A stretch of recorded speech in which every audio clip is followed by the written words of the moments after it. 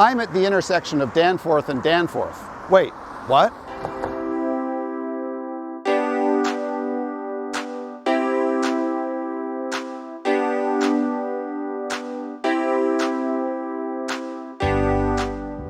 That's right.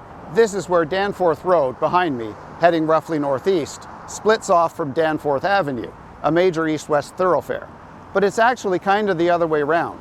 Danforth Road came first. It was built at the beginning of the 19th century, heading roughly east to around Trenton.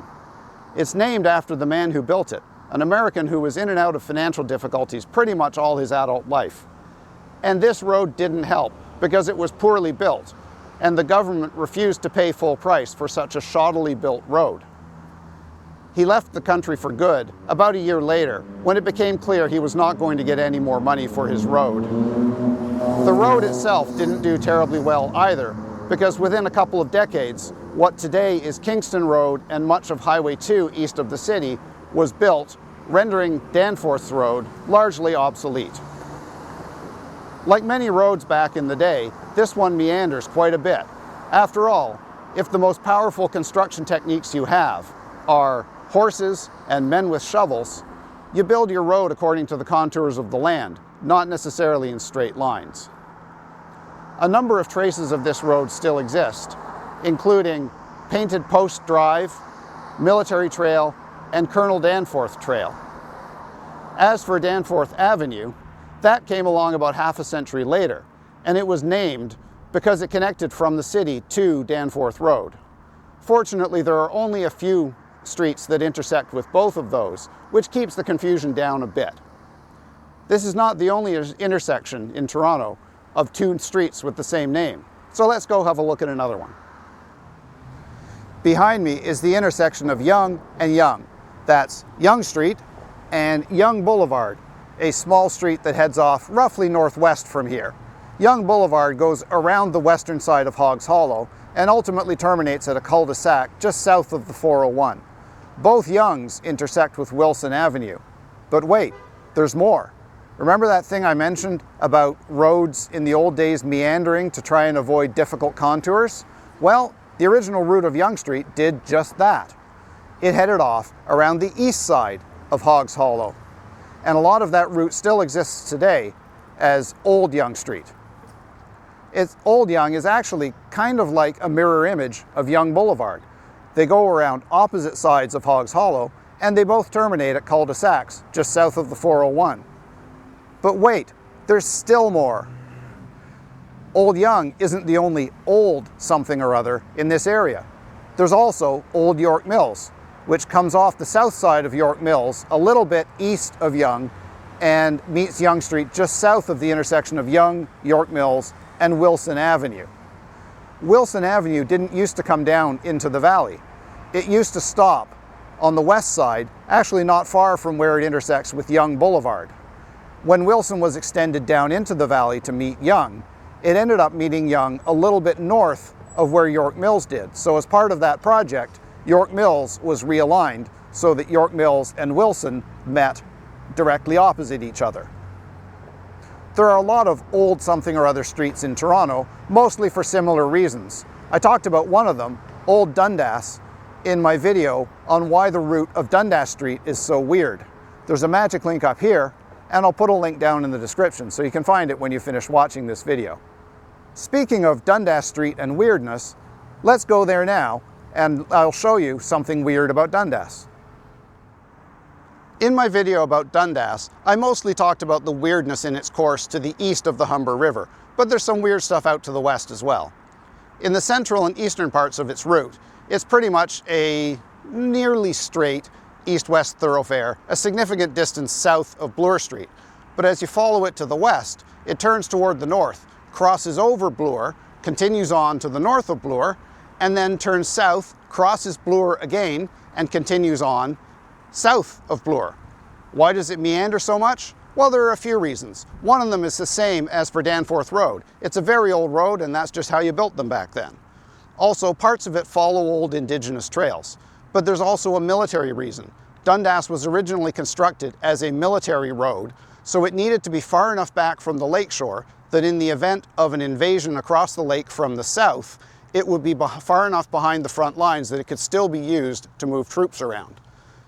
The end result is that today we have two intersections of Bloor Street West and Dundas Street West, and they're over 7 kilometers apart. But wait, there's more. Just over there in the back of the frame is an intersection between Dundas Street West and Kipling Avenue, and there are two of those as well. Now, this little street behind me is basically just a ramp allowing traffic heading west on Dundas to turn north on Kipling, but there are buildings on it and their street addresses are on Dundas Street West.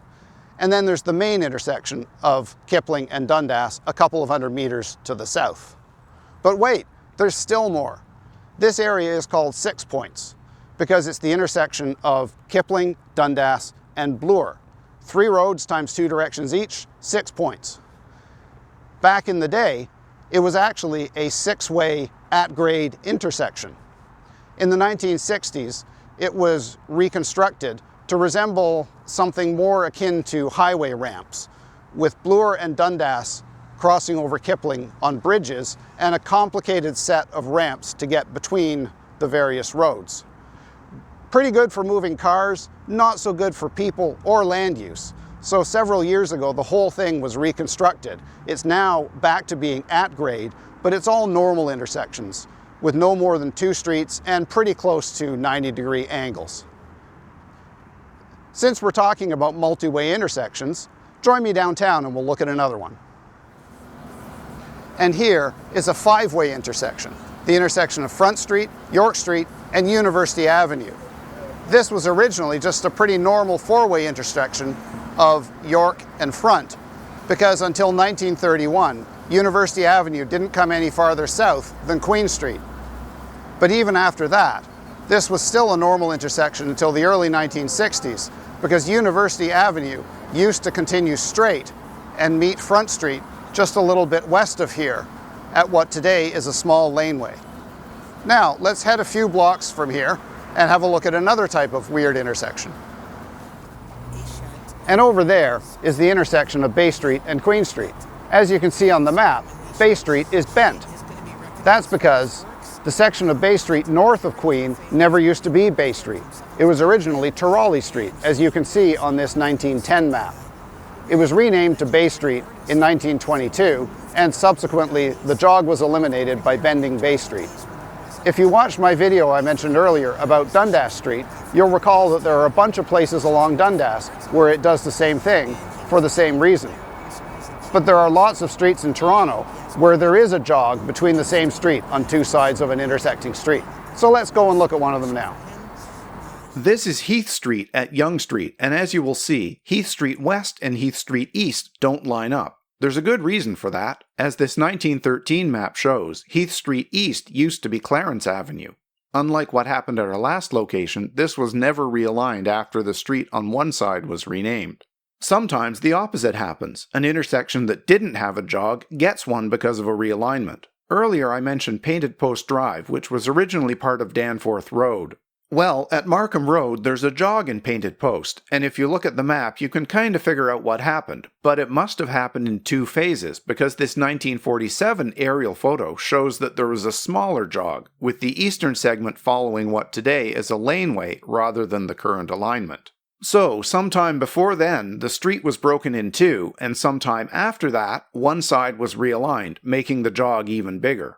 Coming back to Heath Street East, there's a discontinuity just east of here where it crosses over the ravine of Yellow Creek. I talked about Yellow Creek in my video about lost rivers in Toronto. You know where to find the links. Meet me on the other side because Heath Street East has another weird intersection over there. And this is the intersection of Heath Street and Inglewood Drive. Both streets exist on both sides of the intersection, but you can't go straight through unless you're on something like a bike because of this diagonal divider across the intersection. This used to be an ordinary intersection until probably sometime in the late 1970s or early 1980s, but I haven't been able to find an exact date or a reason why it was changed. If you happen to know, I'd love to hear about it in the comments. Heath was not the only street here that was renamed early in the 20th century. So was Inglewood. As you can see in this 1924 map, It was formerly called Grace Terrace. Now, join me at another spot, another intersection that's been in some of my videos before, for another bit of weirdness. There are two intersections between Spadina Crescent and Spadina Avenue. I'm at the northern one, which most recently appeared in my video about unbuilt expressways in Toronto. Yada, yada, yada. And in that video, I had a little bit of a rant about Spadina Crescent. It's not a crescent. Look, it's a circle. And it's not the only crescent in Toronto that really isn't a crescent. I'll just pick on one, Chaplin Crescent. Okay, it has these little bends at both ends, but come on, really. It's a stretch to call that a crescent. You want to see a real crescent? How about this one, Garside Crescent, in the Keele and Lawrence area. That's what a crescent is supposed to be. Well, I hope you've enjoyed this video. If you did, you know what to do. Please like and subscribe.